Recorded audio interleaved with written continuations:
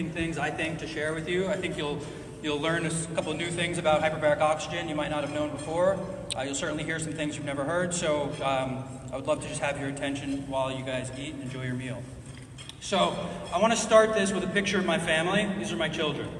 The oldest is Levi, with the blue vest, Wyatt with the white vest, and Kaya, and there in the middle. She's 2.5.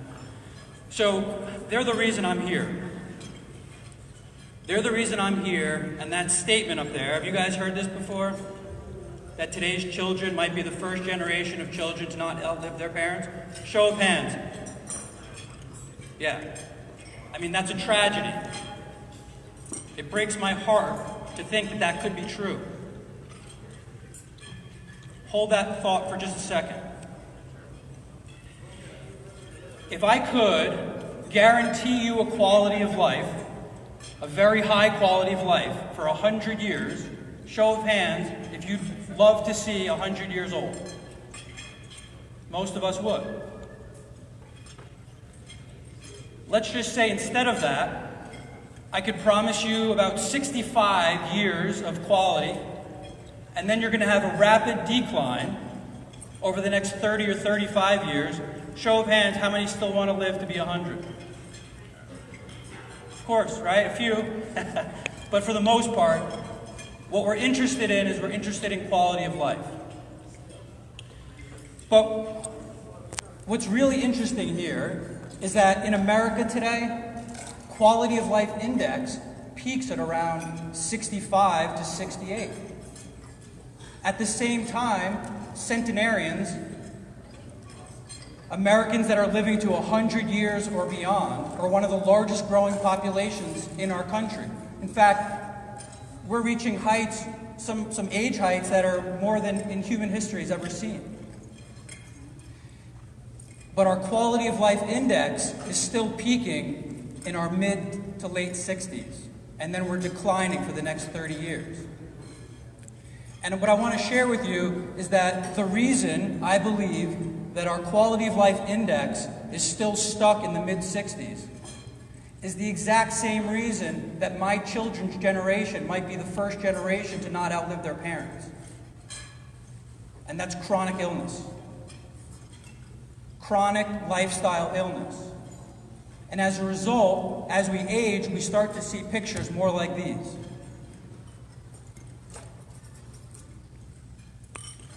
And what a crazy time to be in practice, at least for me and probably many of you, where I treat kids, I treat young adults, I treat older adults.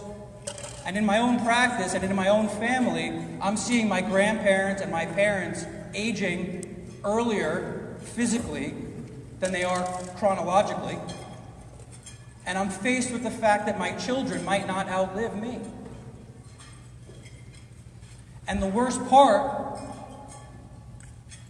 is that chronic illness, which I believe is the cause of that entire paradox, is preventable. Currently, 45% of Americans have at least one chronic illness across all age brackets. Of those 65 and older, most have 2 or more. But even according to the CDC, just some simple lifestyle changes like not smoking, exercising a little bit, and just eating a little bit cleaner has massive changes. In fact, somewhere between 75 to 90% of all chronic illness is preventable. 90% of type 2 diabetes, 80% of cardiovascular disease, 70% of most cancers, 70% of most strokes are all preventable. We're doing it to ourselves through our lifestyle, through chronic stress. So if we want our children, raise your hand, if we want our children to outlive us, if we want our quality of life index to start matching longevity, then we need to start dealing with this. We need to start looking at chronic illness as chronic stress, looking at it as a lifestyle disease, and teaching our patients how to deal with this in their lives. We need to become doctors of cause, not doctors of effects. And that's what this entire conference, that's what this entire weekend is about. And so I'm honored to be here to be a part of that and be able to share some of this information with you. I'm Dr. Jason Saunders. I have a practice in New Jersey, as Shannon said. We have a handful of docs that practice with us. We offer a variety of solutions to lifestyle disease. We offer functional neurology, functional medicine, chiropractic, massage, acupuncture, different nutritional supplements or diets. We also use full body photobiomodulation. We also use hyperbaric oxygen. I've been using hyperbaric oxygen in our practice for about 11 years. It's an amazing tool. And that's what we're going to cover in a few moments. Very quickly, I'd like to discuss chronic illness a little bit deeper with you, because that piece is critical for understanding where hyperbaric oxygen fits in regenerative medicine. Then we'll talk a little bit more about hyperbaric itself, the mechanism behind it, how it works, why it works, what are some of the short and long-term benefits from being exposed to a hyperbaric environment for periods of time. We'll talk about different chambers that are out there so that you have an idea in case you're curious or you might want to incorporate it into your practice.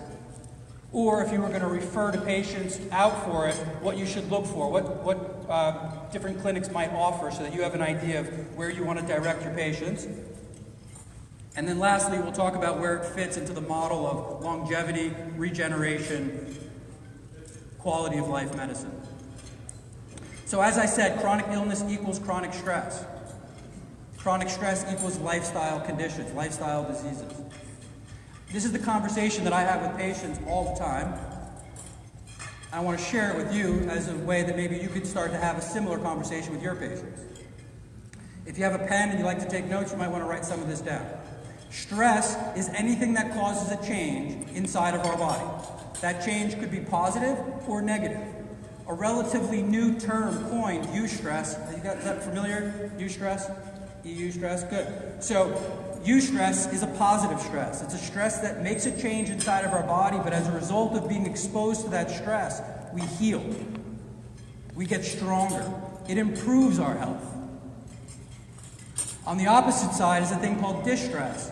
Distress is the stress that most of us think about when I use the term stress.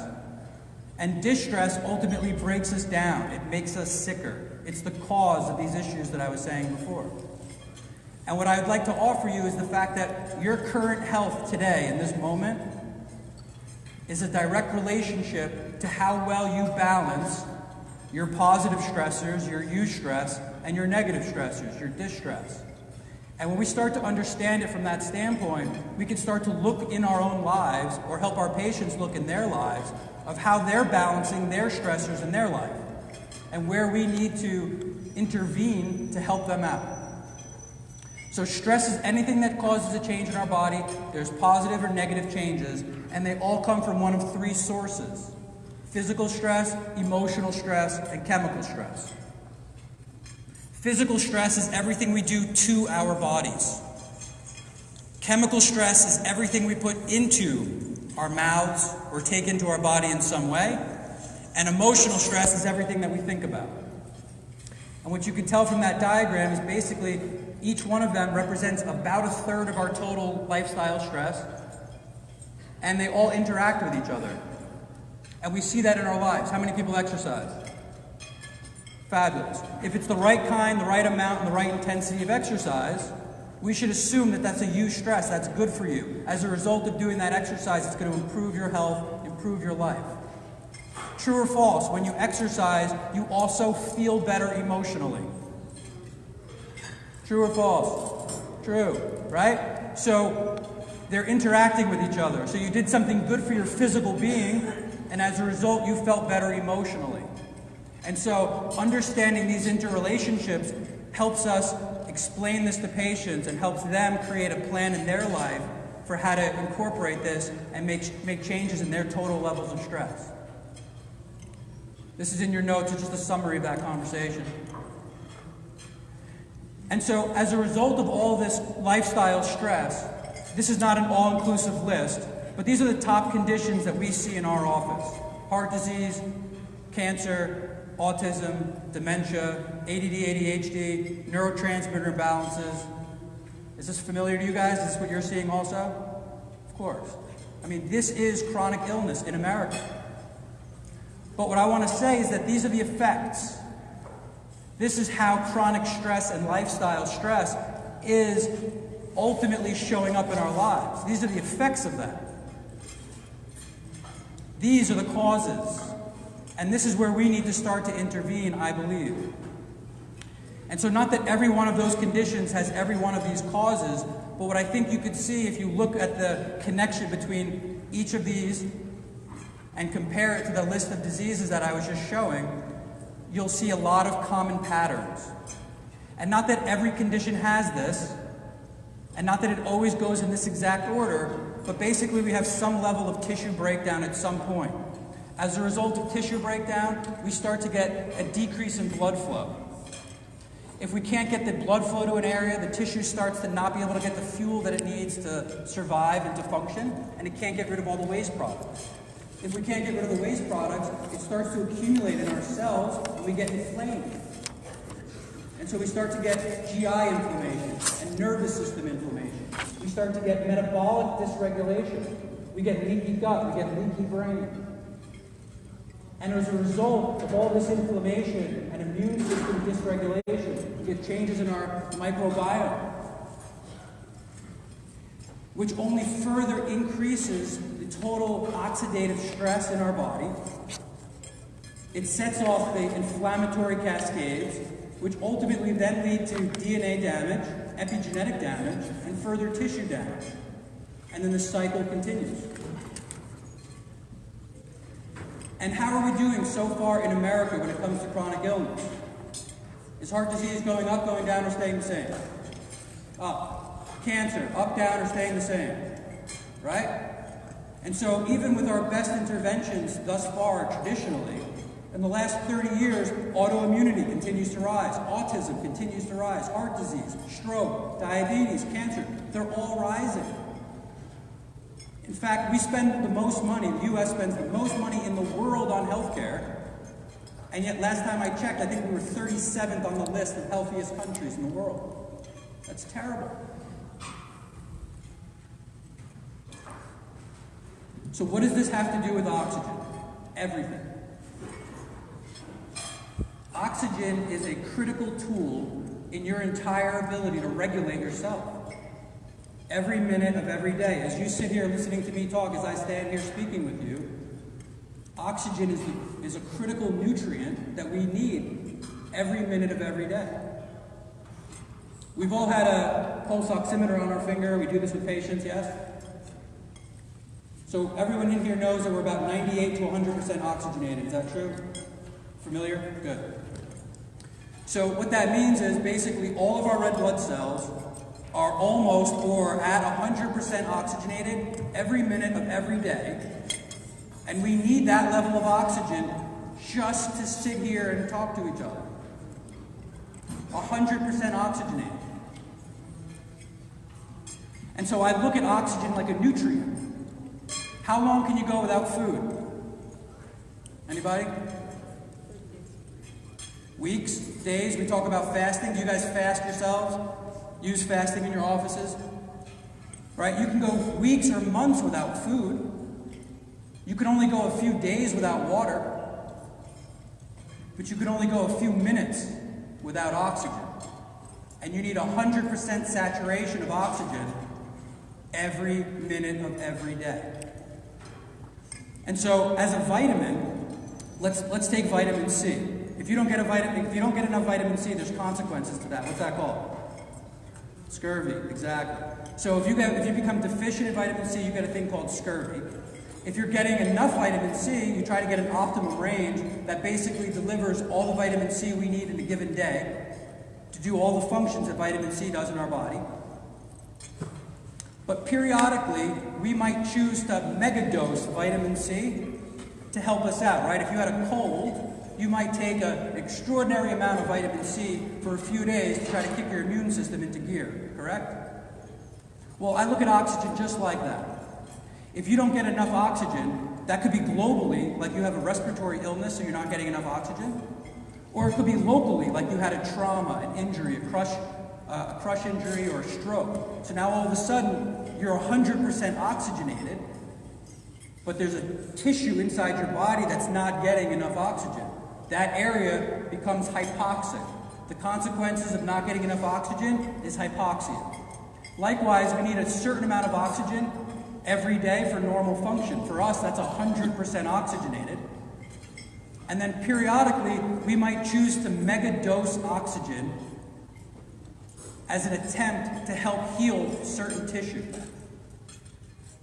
The issue is this: if you're 100% oxygenated right now, just sitting here, how could we possibly ever get more? And the answer to that is hyperbaric oxygen.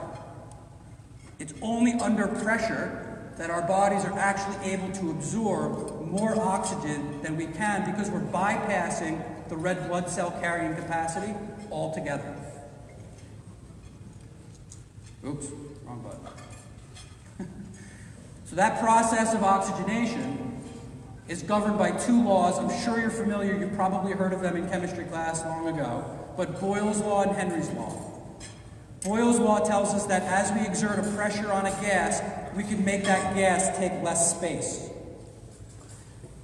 Henry's law says as a result of all that pressure, we can now dissolve that gas into some kind of liquid. In terms of hyperbaric, what that means is we could take a lot of oxygen and we could smush it into a small space we call a hyperbaric oxygen chamber. And a result of being exposed to that increased amount of oxygen under pressure, we could dissolve that into your fluid. And what that means is into the plasma of your body.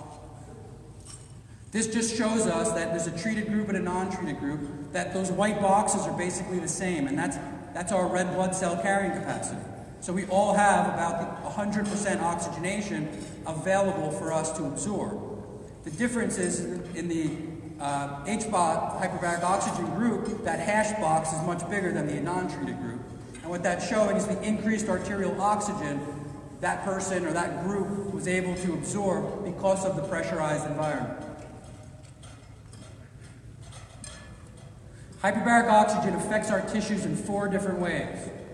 One, if we can dissolve more oxygen directly into the plasma of our blood, right away we're increasing how much oxygen our tissue can absorb.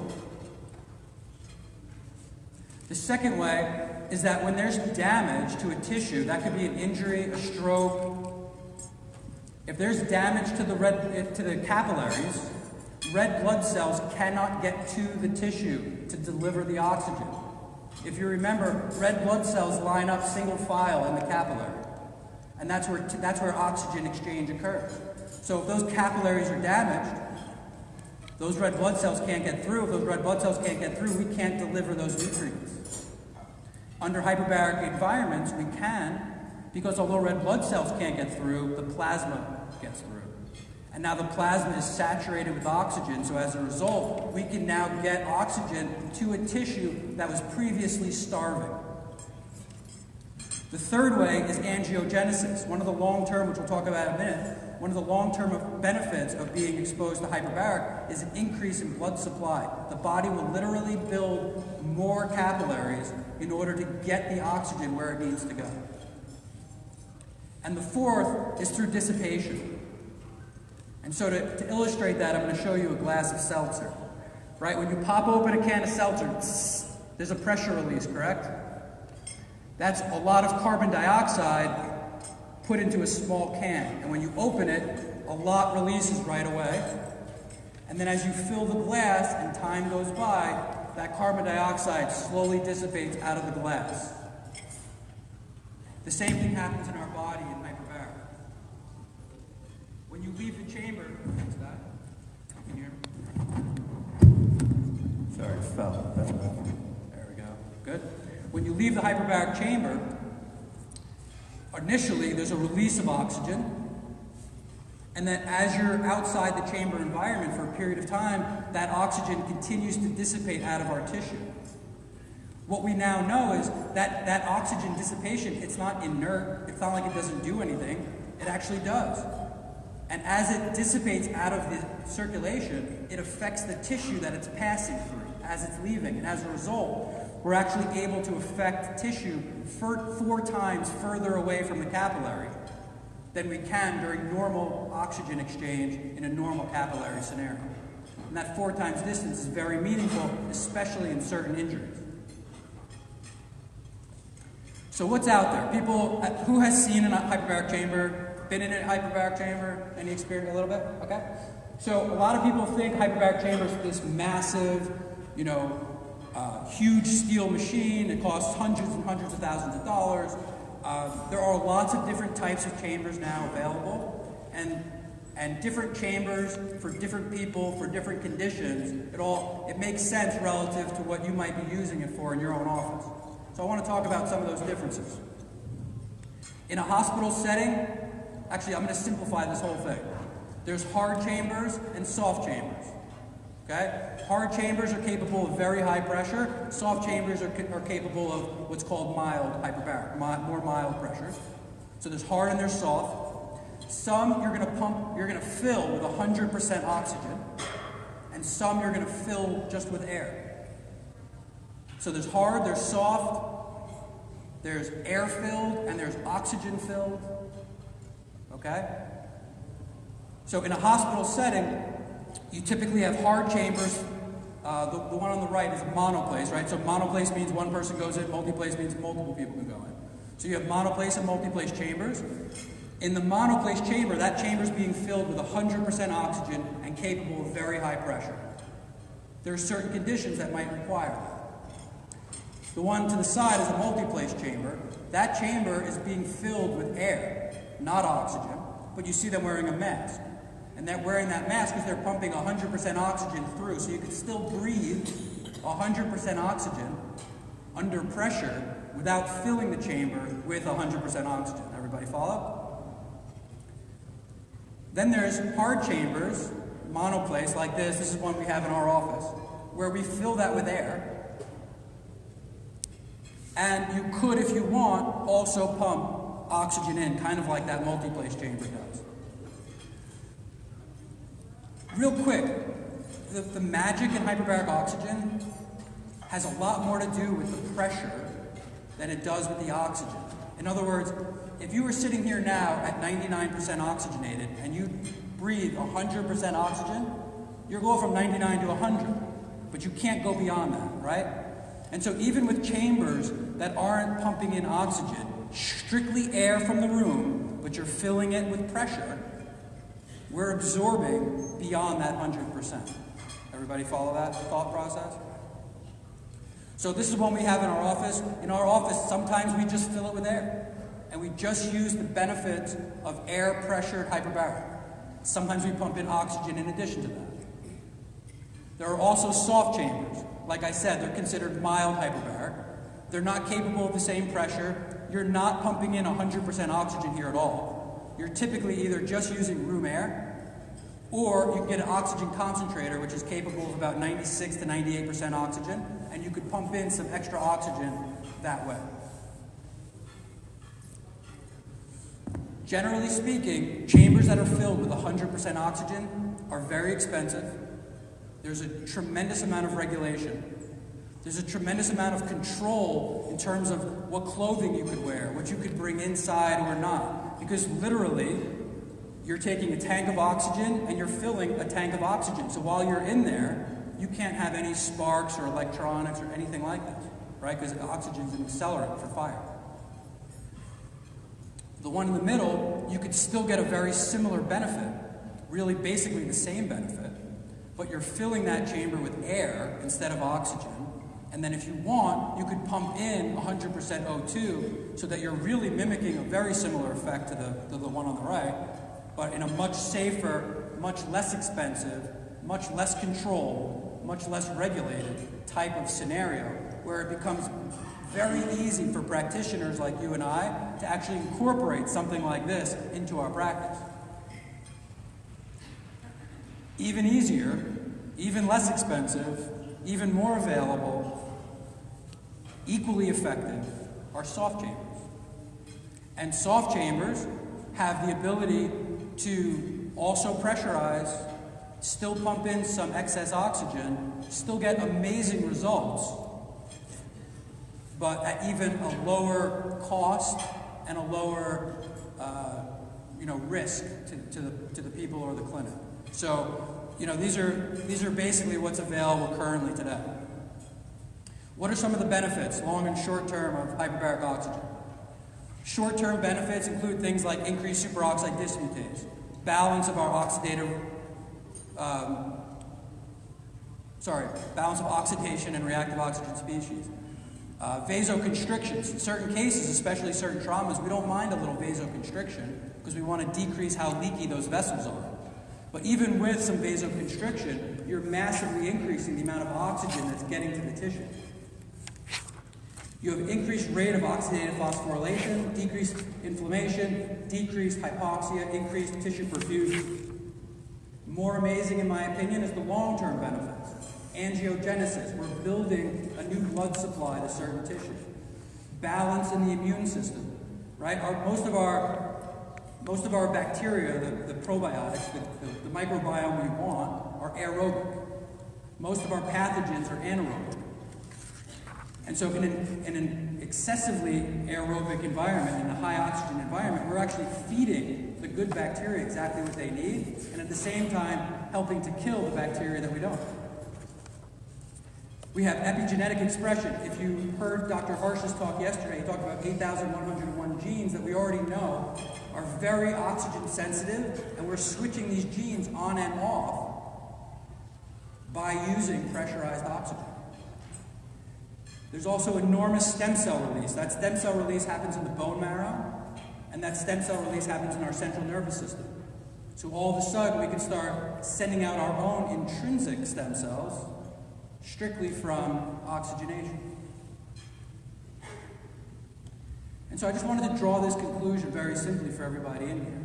But I initially started talking about the causes of these chronic illnesses, chronic stress, right?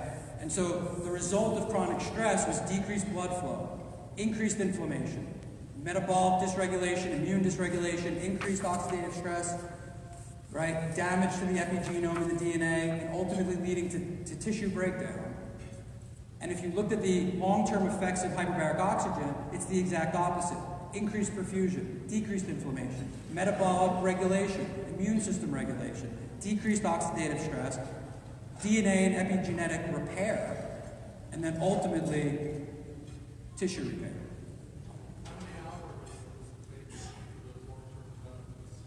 I will answer that in a few minutes. He said, how many hours do you need to really get those benefits? I'll go over that in a minute. So what are some of the clinical uses? You know, in that first hospital setting, they're treating pretty intense diseases. Gangrene, osteomyelitis, radiation burns, okay? And in some cases, that type of environment, 100% O2 in a high pressurized environment, that's what you need for those kinds of issues. But my point is, oxygen is so simple. It's so fundamental to what our body needs to heal. It's so safe to deliver. Why would we wait until we have these extraordinarily difficult to treat conditions before we start using something that simple, that safe, and yet that effective? Some of the more investigational uses that we use in our office are things like this: a variety of autoimmunity, dementia, Alzheimer's, MS, ALS, autism, cancer, Lyme, irritable bowel, a variety of neuropathies. These are conditions that respond very favorably to increased oxygen environments. Going a step further, what else could we use it for?